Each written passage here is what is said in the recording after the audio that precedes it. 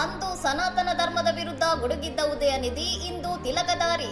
Photo ತೆಗೆಸಿಕೊಂಡ ಬೆನ್ನಲ್ಲೇ ಹಣೆಯ ತಿಲಕ ಅಳಿಸಿದ ಸಚಿವ.